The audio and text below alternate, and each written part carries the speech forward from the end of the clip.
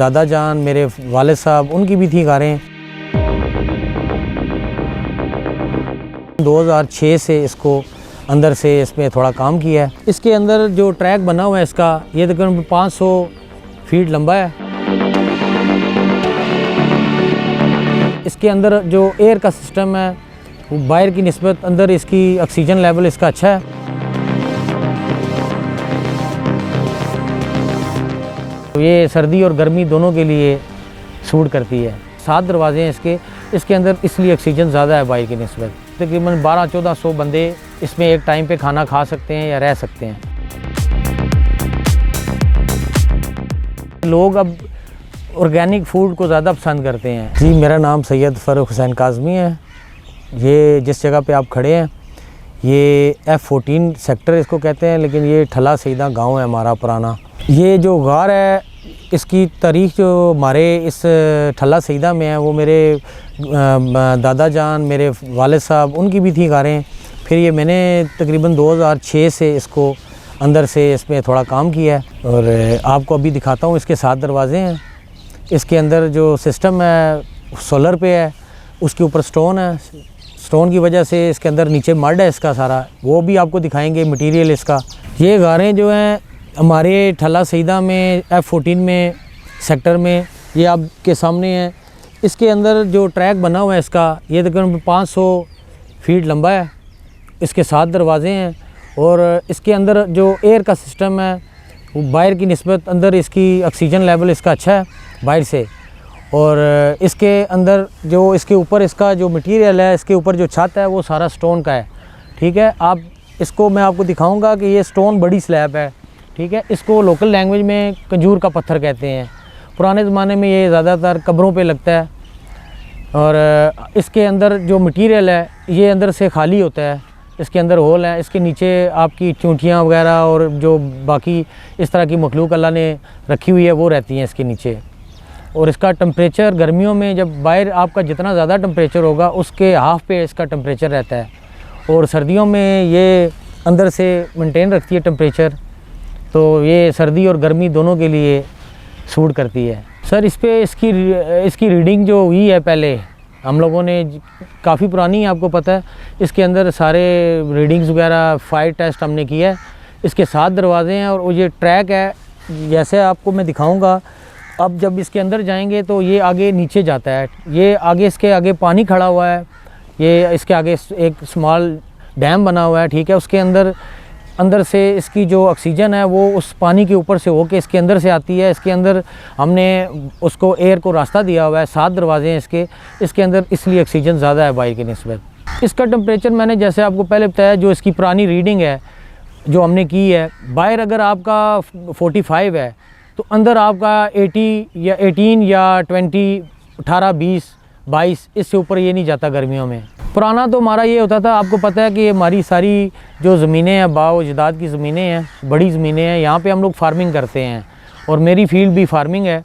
मैं ऑर्गेनिक पे यहाँ पे काम करता हूँ। जो मेरी स्टाफ होता है, गर्मियों में आपको पता है गर्मी ज़्यादा होती है। जैसे पिछली दफ़ा हमारे क्रॉप्स के टाइम पे रमज़ान आ गए थे, अब लोगों ने रोज़े भी रखे हुए हैं, दिन को गर्मी भी है। फिर लेबर के लिए ना सबसे अच्छी जगह है ये।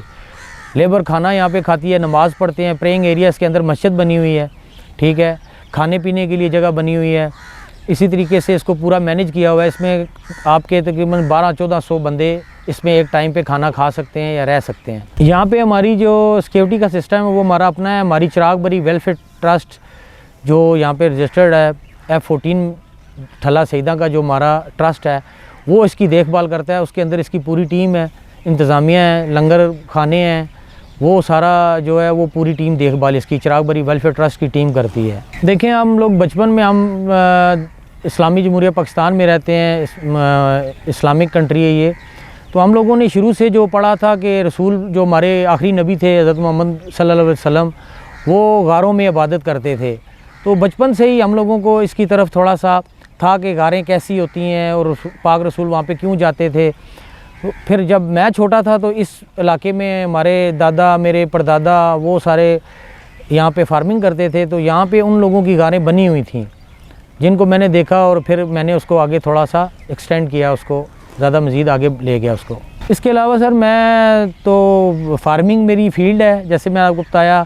फिर जो हमारे अबाउजात के शाहजहां चिराग रावलपिंडी जिनकी ये ज़मीनें हैं, फिर बरीमाम सरकार हैं, फिर आपके शाह प्यारा सरकार हैं, जंगी सईदा और ठल्ला सईदा, फिर इसके अलावा बेखा सईदा, जो हमारे बुज़ुर्गों के सादात के मेले हैं, इवेंट हैं, उनके लिए लंगर का जो सारा अरेंजमेंट है, जो दुआएं हमारी ठीक है, उस जो इवेंट त्यौहार हैं, ईद है, वो लोग यहाँ पे आते हैं जो हमारे बाउजदाद के मानने वाले हैं।